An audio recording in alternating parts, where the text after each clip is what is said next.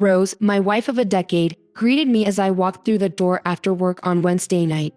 She asked me to sit at the table because we needed to talk about something serious. I thought to myself, wow, this sounds like the start of many difficult conversations. As I took my seat, she began by stating that she was confident that I knew she loved me and would never harm our marriage. Her words made me feel uneasy. I replied, okay, but before she interrupted and took a deep breath, I knew this conversation was about to take a bad turn. She continued, I love you and want us to grow old together, but I have made a decision. I want to have an affair. This revelation completely caught me off guard, and it didn't sit well with me. I attempted to clarify. So let's get this straight. You love me. You do not want to harm our relationship, but you do want to be close to someone else. I inquired somewhat crudely. She responded, I wouldn't put it quite like that. I've met someone I'd like to have a physical relationship with. It would only happen on occasion, and I promise to always be open and honest with you. I believe I love you enough that this will not affect my feelings for you. If you truly love me, as you claim, you should let me do this because I feel compelled to. She smiled confidently as she explained. I responded, confused and surprised. I don't understand why you believe you have to do this. And I can't understand how it wouldn't affect us. Have you made plans with this person yet? Rose nodded. We're tentatively planning to go away for a weekend next week. She asked me a question and asked me to be honest. She wanted to know how I would react if she proposed the same thing to me. I knew that a truthful response would make her explode because the idea was so surprising. I replied that I would be fine with it as long as she assured me that it would not harm our relationship. She stated, you know damn well you would have flipped out if I had brought up such a thing. I scoffed at her comment, and she looked surprised. Responding, I honestly did not expect you to react like this. I thought your love for me would allow me to do something so important. I responded, well, whatever you've been smoking, it must be illegal. Did you really think I just gave you permission to be with this guy? So I'm supposed to sit at home and do nothing while you go out for the weekend? Maybe I didn't think things through properly, she admitted. You're correct. I didn't consider many factors, including my own feelings. If I say no, will you still go ahead with it? I honestly do not know. I never expected you to refuse me. We didn't think this through very well. This is what we will do. Give me a few days to think about this. Let's sit down. Sunday afternoon, and we'll talk about it after I've had some time to reflect. Tonight took me by surprise. Feeling uneasy, I went into her bedroom and started relocating my belongings to the guest room. She inquired about what I was doing. I explained that I preferred not to share a bed with her because she appeared to be more interested in someone else than me. I closed the door firmly after entering the guest room. The night was not particularly restful, but I did make a plan. It occurred to me that if she carried out her intentions, our relationship would be irreparably damaged. The next day, I left for work as usual, but I didn't speak with Rose. I called my office and explained that I needed the next 2 days for personal reasons. Then I set to work on my strategy. I bought 3 voice-activated recorders and placed one near the phone, one in our bedroom, and one in her car. I even found a phone tape recorder that connected to our landlines.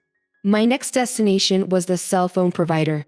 Since my name was on her phone plan, I was able to obtain a copy of her phone charges later.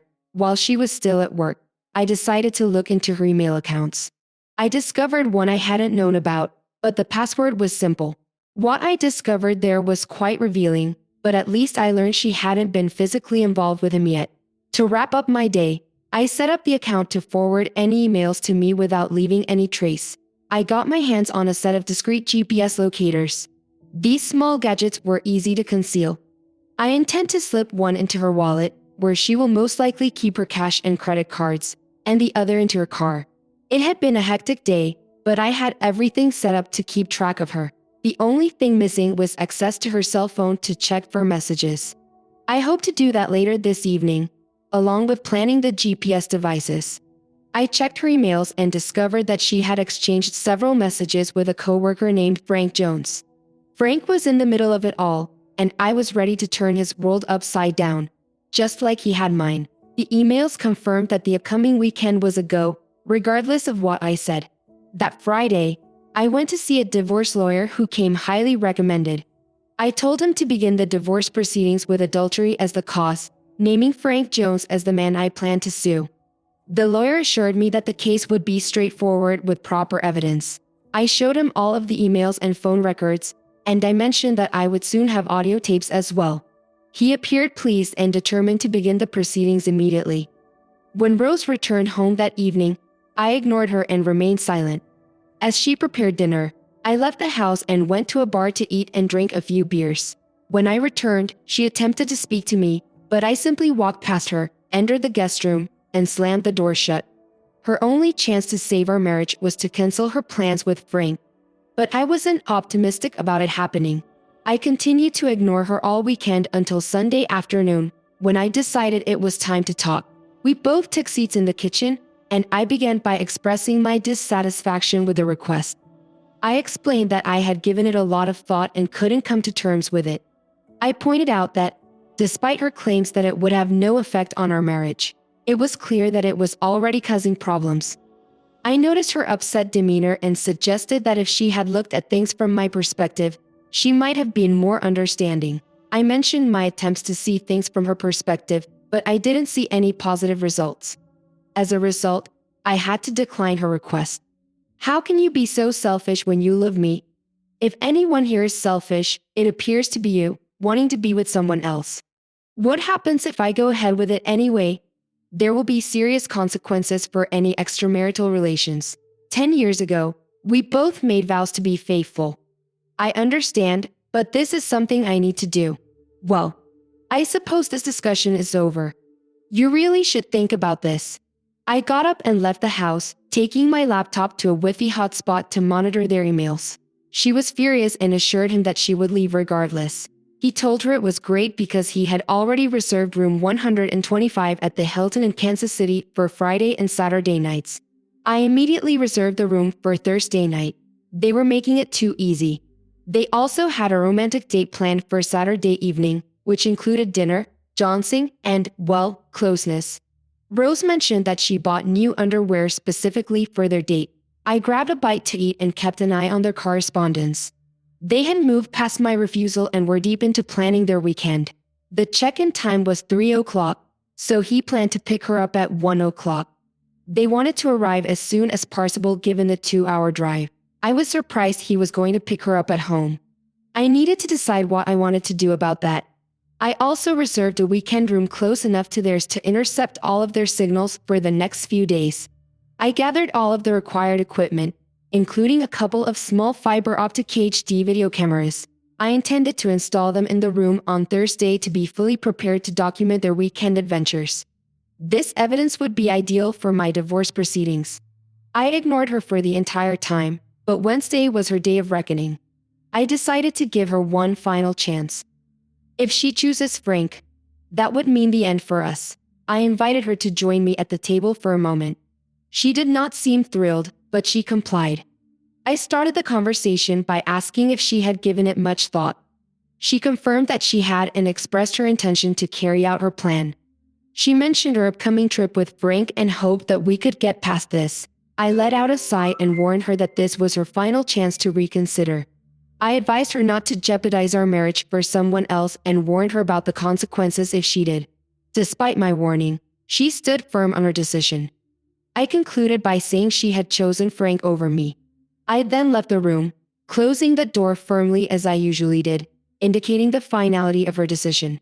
It was clear that our marriage had ended, and someone would have to face the consequences. First day morning, I went to work and asked for the afternoon and the following day off to finalize my divorce plans with Rose. My boss was sympathetic and offered his support, giving me the time I required.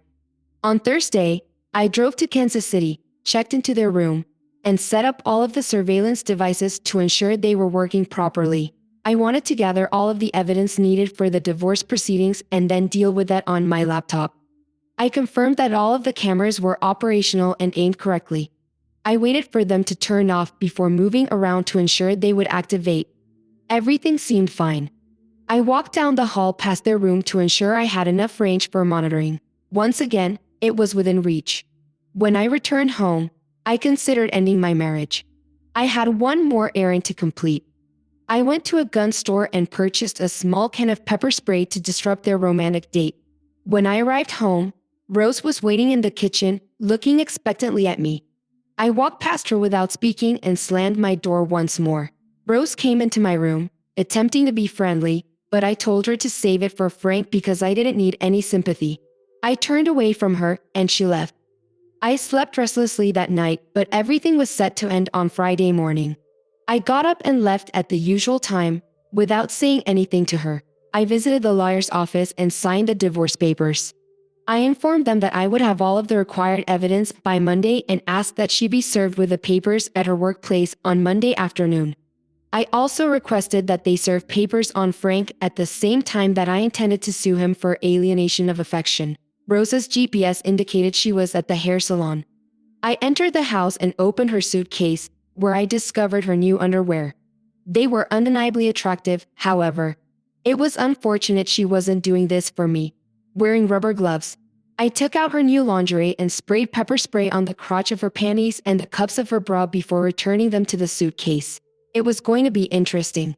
I went to the bank and closed all of our joint accounts, transferring all of the funds to a new account.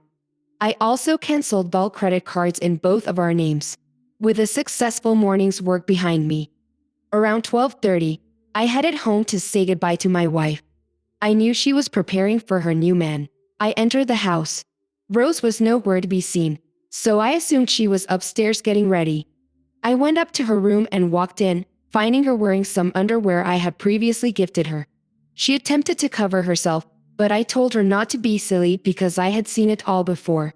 She looked stunning with her new hairstyle, flawless makeup, and alluring lingerie. I couldn't resist telling her how beautiful she looked that day. I expressed my disappointment that she did not make such an effort for me. She responded by explaining that she simply wanted to feel good about herself that day. Continuing, I told her that she looked alluring, but I had the impression she was more concerned with what others thought of her than she had ever been with me. In response, she apologized, saying she just wanted to feel attractive. I sighed and reminded her how attractive she had always been to me. I emphasized the depth of my love for her, and I believed she loved me as well. I approached her and gently removed the rings from her left hand. I went on to explain that the ring I gave her on our wedding day had special meaning for me because it symbolized our vow to forsake all others. I expressed my disappointment that it appeared to have less meaning for her. I mentioned that I did not want to see the ring I gave her on her finger while she was with another man. I also mentioned that the engagement ring was my mother's, and I planned to keep it for sentimental reasons. I slipped both rings into my pocket, and she looked surprised but did not protest. I won't be present when he arrives, but I don't want him in my house. You can't be with him here. If you do, I will take serious action against him and ensure that you will never be desirable to a man again. I promise he will not be allowed to enter my home. Are you getting it? Yes. I will not let him in. That is good. I will be keeping an eye on things. She asked, "Why are you behaving like this?" I responded, "Because the love of my life has shattered that love. I'm hoping this weekend is worth the consequences. Goodbye, Rose." I turned and walked away from my soon-to-be ex-wife. She yelled at me as I left, but I was finished with her. I parked down the street so that Rose could see me if he entered the house. I'd risk imprisonment, but they'd suffer more.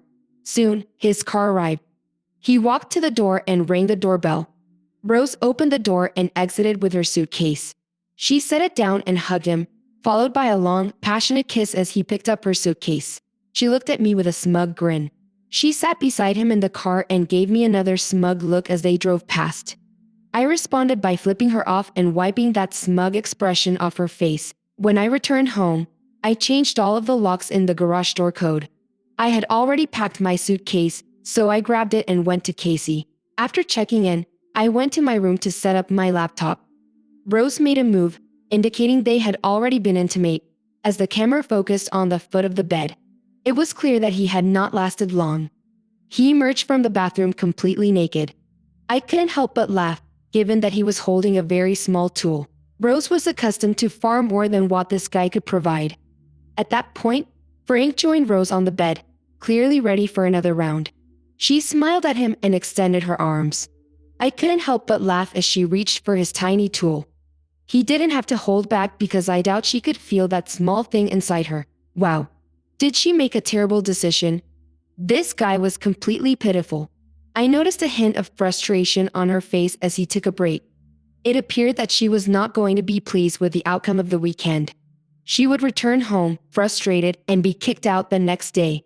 He was soon ready for another round, and he gave her another underwhelming 4-minute session. He'd already finished 3 times, and she wasn't even close. This was turning out better than I had hoped. I had to stop watching and go out for dinner and drinks. I left everything recorded so that I could gather all of the evidence I might need for the lawyer and make it abundantly clear to her what a poor decision she had made. When I returned, he was fast asleep, and she seemed even more frustrated. This was actually quite enjoyable once I got over the grief of losing my wife. I went to bed thinking about how much fun I'd have messing with him tomorrow. I thought about some of the attractive women I'd seen at the bar and realized I'd soon be free to pursue them. I fell asleep with a contented smile on my face. There was no more pain for me. My path was set, and I knew where I was going. I awoke feeling refreshed and ready to have some fun. After a shower, I went out for a nice breakfast and grabbed some snacks in case I couldn't leave. After returning to my room, I called a local florist. I ordered a bouquet for Rose, similar to the ones I used to give her on our anniversary. I wanted her to think about what she was putting at risk because there would be no more anniversaries. I requested that it be delivered at 11 a.m. My timing may have been good, but it didn't really matter. The timing proved to be perfect. They left the room for a while and then resumed their romantic activities. They were soon naked, and he had only begun when there was a knock on the door. The florist delivered the flowers, and Rose's face was contemplative before quickly turning angry. She picked up her cell phone and dialed a number. My cell phone began to ring, and I answered it, which led to a brief conversation. "Hello, and how are you?" "Not great. My wife is out with another guy while I'm here, and I'm getting angrier by the minute." "Why do you care?" "I received a bouquet of flowers, just like the ones you always give me on our anniversary. I was curious what you were up to. I'm not sure how you could think I did that. First and foremost, you and your brilliant boyfriend kept me in the dark about your plans. Second, if I had sent you flowers, they would have been ragweed, and the card would have addressed my cheating cut wife. Not very nice, is it? But then again, neither is your brief encounter with Frankie. Perhaps the flowers will give you an idea of what you're throwing away." I noticed a surprised expression on her face as I turned off my phone. She immediately tried calling again, but I didn't respond. She tried several more times before giving up. She told Frankie what I'd said, and he assured her that I'd get over it. However, that wouldn't happen until I got rid of her. She wasn't in the mood for closeness at first, but she gradually gave in. So I decided to order pizza delivery and chose Rose's favorite pizza. The pizza arrived just as he was getting back into the game. Frankie was upset and refused to pay, but the delivery person confirmed the room number and his cell phone number. He even threatened to contact the police. Frankie reluctantly paid up. Because they had paid for it, they decided to eat their lunch after finishing their meal. They talked for a while, but Frankie's hormones got the best of him, and he pursued her again.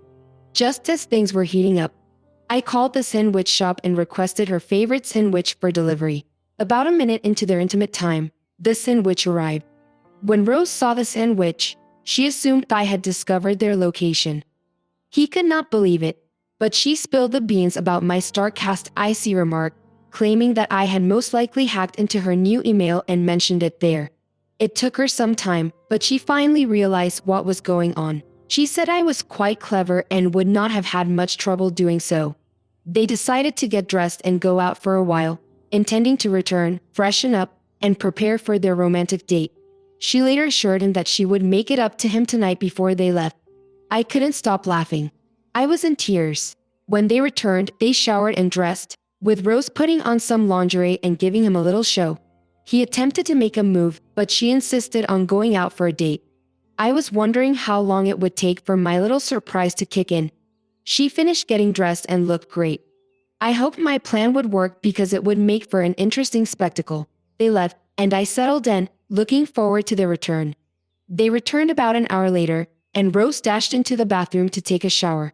She stayed in there for a while, and when she came out, Her breasts and crotch were bright red. They appeared to be in pain, and it appeared that little Frankie was also not getting any action tonight. Rose was groaning on the bed when Frankie attempted to get frisky.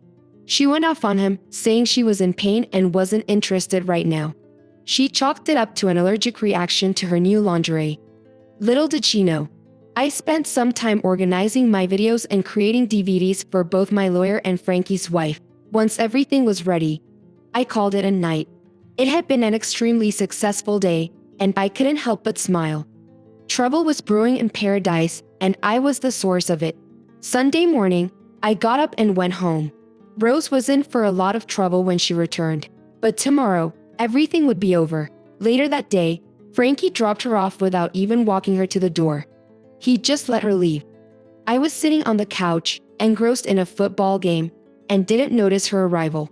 She announced that she was home, and I barely responded. She walked right in front of the TV, flashing me a sultry smile, and said she thought I'd be glad to see her, given that she was not dead.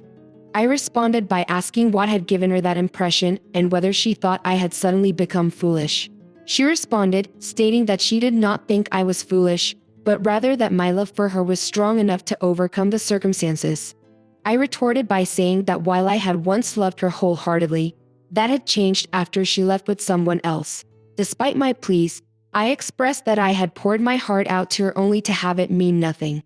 I admitted that once she left with him, I no longer cared whether she would return. She appeared taken aback by my feelings and stated that she couldn't believe I felt that way about her. I responded firmly, confirming that this was the case and emphasizing that she had made a significant error. She then asked if there was any chance we could move forward, promising to do anything to make things right.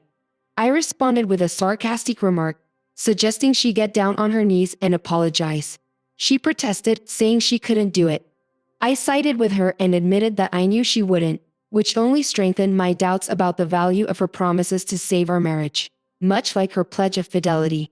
When we got married, she told me she had been thinking about me all day and wanted to make love that evening. I responded coldly, "You need me." "I do not think so. Making love tonight, not likely."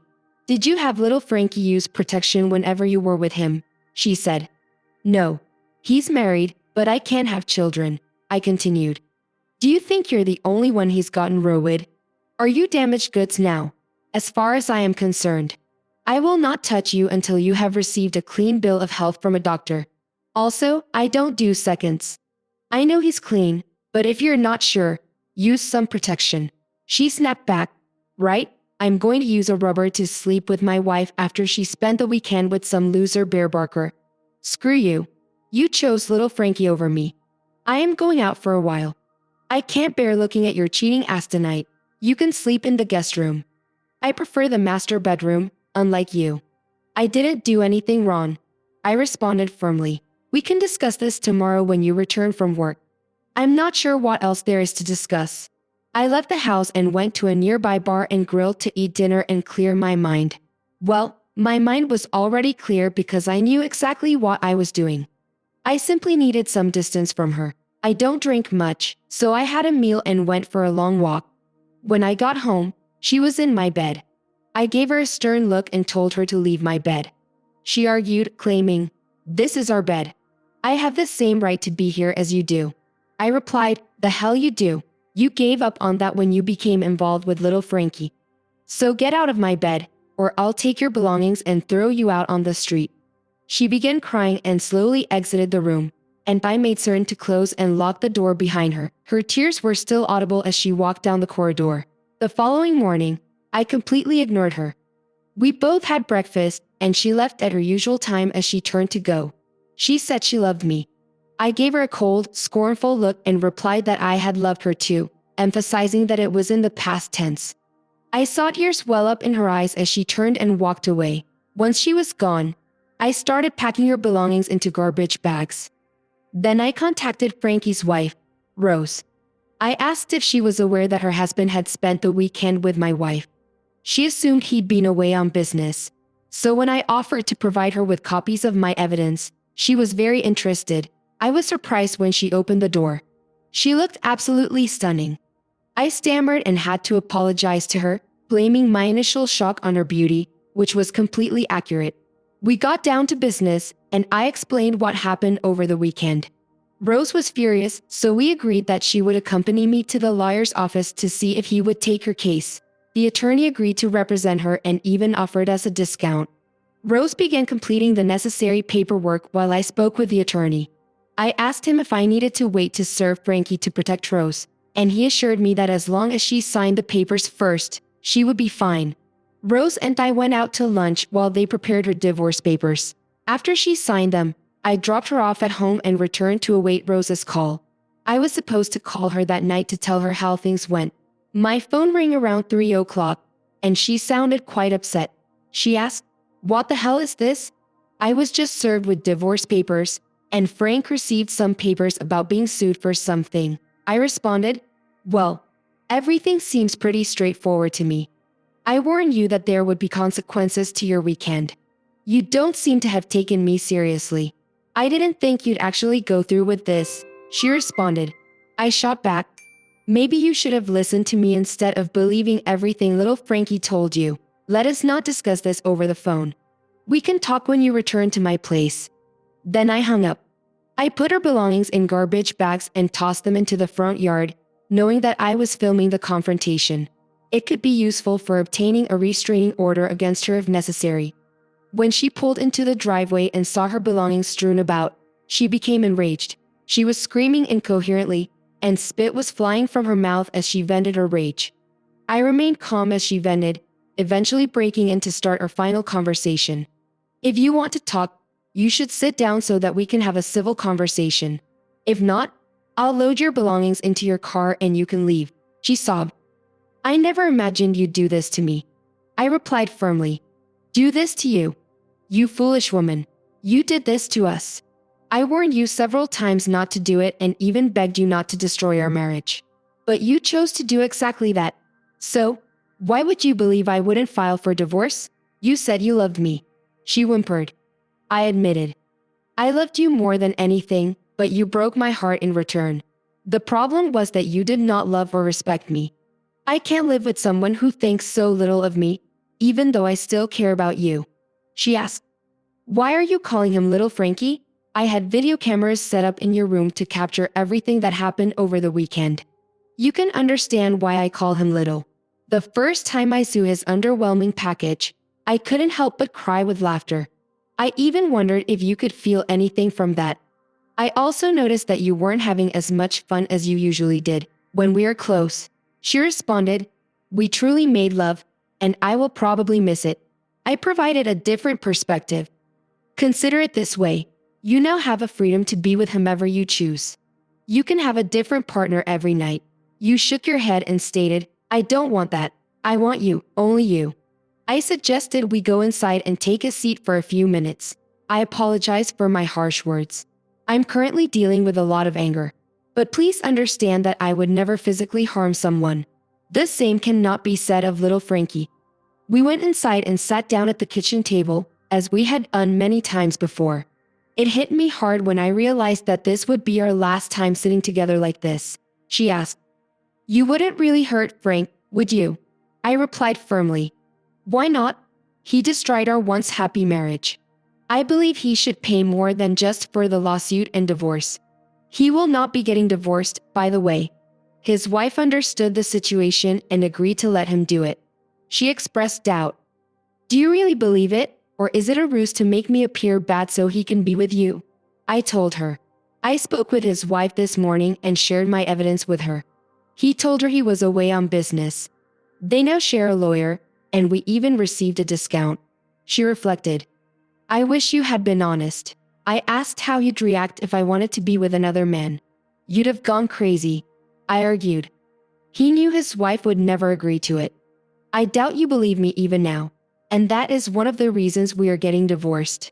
But, truthfully, I don't care what you believe. When you call him later, you'll discover that he has also been shown the door," she asked. "So you're actually kicking me out?" I confirmed.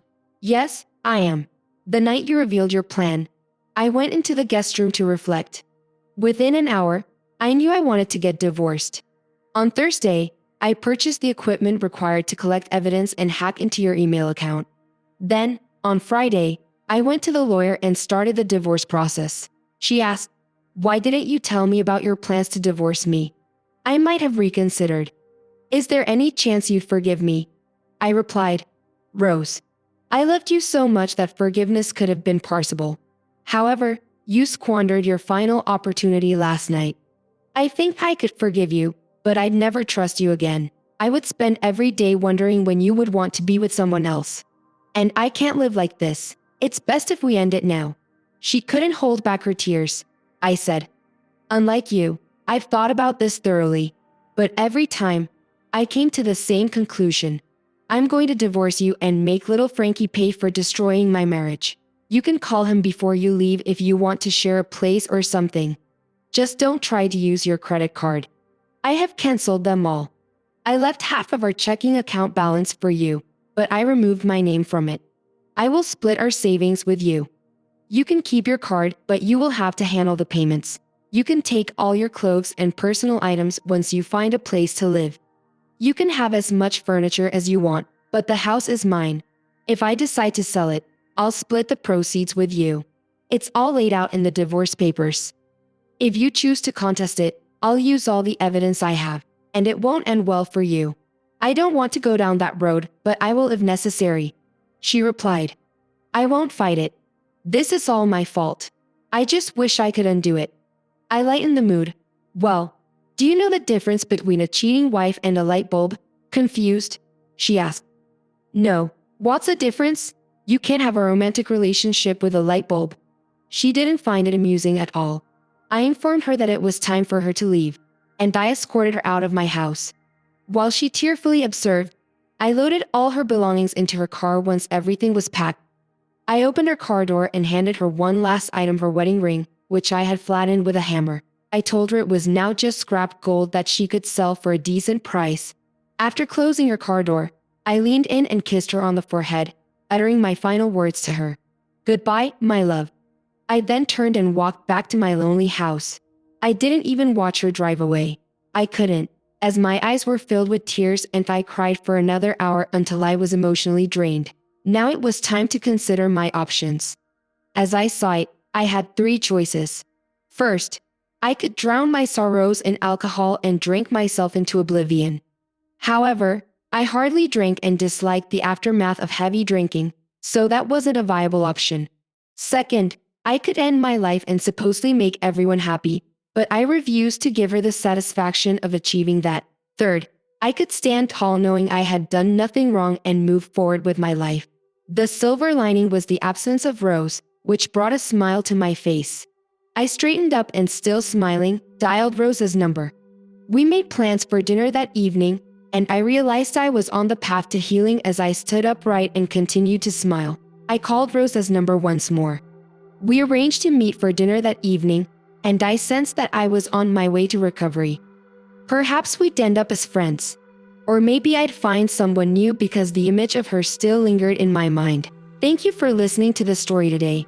Please like and subscribe if you like what you hear. Please leave a comment to share your thoughts on what happened. Please do not hesitate to contact me if you have a story to tell about your or another person's situation. Take care.